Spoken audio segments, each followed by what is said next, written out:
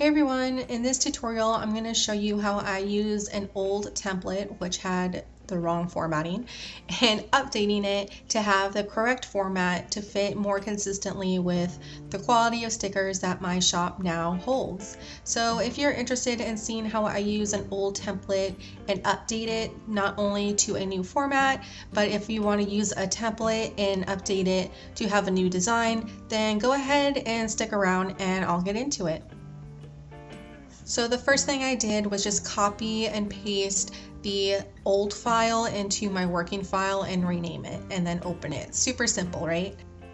All right, so first, just to let you know what the error was on this template, these colors right here, I was using those as my cut lines. And the error I was getting was when my silhouette, if it cut outside the line, sometimes the white on the sticker paper would show instead of having just a colorful box without any borders completely all the way around.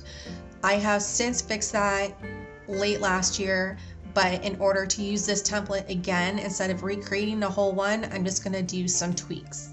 So the first thing I'm going to do before I forget is just change the name of the kit and the SKU number. I always put my SKUs on my products, not only because it's easier for me to identify when I'm looking through my inventory, but it also allows the customer to know, so in case they want to reorder it in the future, they can just look at it and then search it or just search by the title name. I'm also updating some details like the centering of the words on the title bar. Again, this is just detail maintenance, something that I wasn't as acute to when I first opened my shop, but again, as I grew, the more high quality I want it to be, so it's just a little something that I do extra just to make it look a little bit nicer. And also I'm adjusting the actual title bars so I don't waste ink when the white box that you see, that's going to be the out edge cut line. So it's going to cut through it anyway, so I might as well save ink, right? All right, so now let's get into the actual changing of what I need. So these colors are the current cut lines, but I want those to still be the cut lines, but not the actual colors. So what I'll first do is I'm going to trace all of those boxes, and then I'm going to just trace the outside outer edge. So that will be still the same dimensions of the stickers that I have previously. The only difference is going to be if my silhouette cuts a little bit off, if it's going to show the white sticker paper or the full color border how I intend. I'm going to go ahead and delete that bottom one because I'm just going to copy and paste this one down when I'm done fixing it. So now I'm just going to rename that item I just created, and then I'm going to delete all of these colorful boxes because I don't need them anymore. But now I need to recreate those, but in the format that I need. So using the offset function, I'm going to offset all of these boxes, and I don't want them to overlap or touch at all. So I just played around with the settings to make sure that the distance was what I wanted. And now I found that, so we're all good. But now what I'm gonna do is move all of those items I just created onto its own layer. I use layering like no other. I find it very efficient and a lot easier than just coloring the lines and then cutting by line.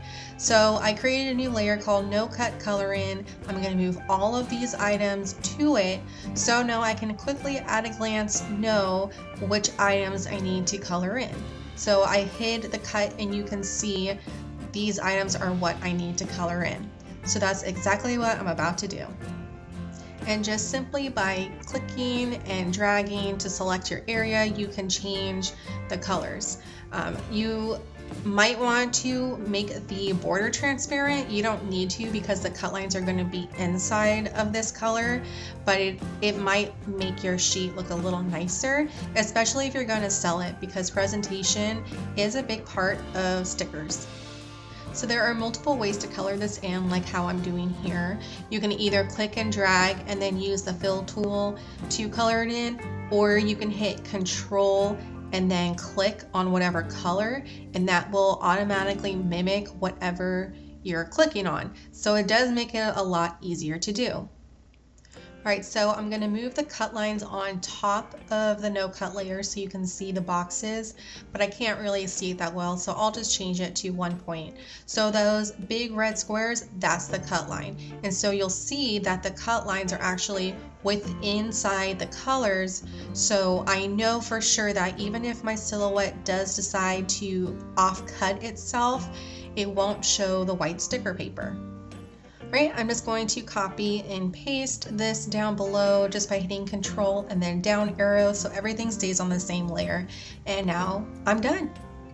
All right, well, that's the end of the video. I hope it has been informative. If you have any questions about this or any questions about Silhouette Studio, leave a comment down below and I'll be able to help you out. If you want a video on it, just ask and I will try my best to do that. All right, well, thanks for watching and I hope you have a great day. All right, thank you. Bye.